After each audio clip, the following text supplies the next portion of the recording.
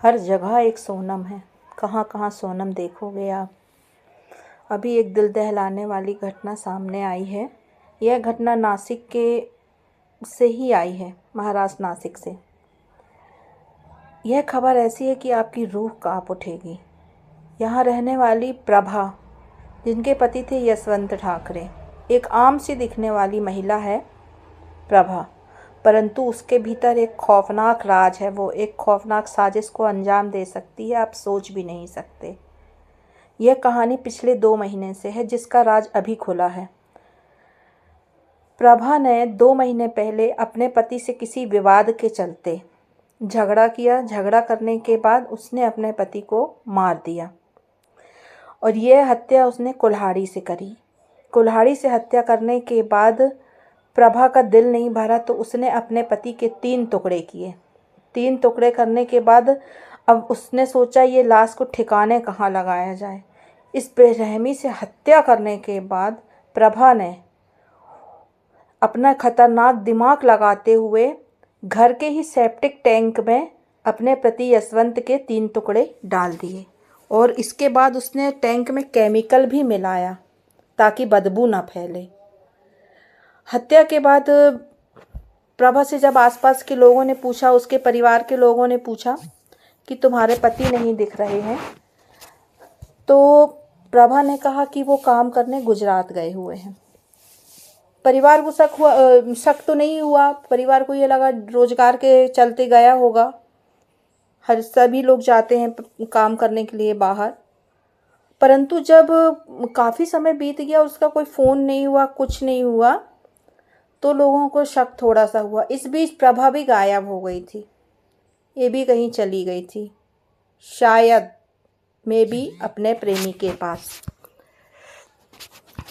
परंतु जब कुछ बदबू फैलने लगी और परिवार का शक गहराने लगा, यशवंत नहीं लौटा, तो इन्होंने पुलिस में कंप्लेन कराई। पुलिस में कंप्लेन करने के बाद जब पुलिस हरकत पे आती है, सारी चीज़ों के बारे में खोजबीन करती है, तो इस बदबू का जिक्र भी घर वाले करते हैं कि इसके घर से कुछ बदबू आती है। घर पे तो कुछ नहीं मिला। पुलिस हैरान परेशान ढूंढती रही कि घर पे तो कुछ नहीं है, फ़ोन भी नहीं लगता है, ना वह आ रहा है यशवंत। पुलिस ने अपनी खोजबीन और बढ़ाई और खोजबीन बढ़ाते हुए जब पुलिस को शक गहराता गया, खोजबीन बढ़ती गई, तो ये सेप्टिक टैंक तक पहुँचे जहाँ पर बदबू कुछ ज़्यादा आ रही थी। सेप्टिक टैंक के खोलने के बाद, खुदाई करने के बाद पता चला इसमें सबके टुकड़े डले हुए हैं। प्रभा की खोजबीन जारी की गई कि ये कहाँ है, और साथ ही सेप्टिक टैंक में यशवंत की चप्पल भी मिली। जब प्रभा पकड़ी गई तो पहले तो वह कहानियाँ बनाती रही, तरह तरह की बातें घुमाती रही, कमाने गया है, बाहर है, गुजरात में है। परंतु जब पुलिस ने सख्ती से बात करी तो फिर पुलिस का सारा शक यकीन में बदल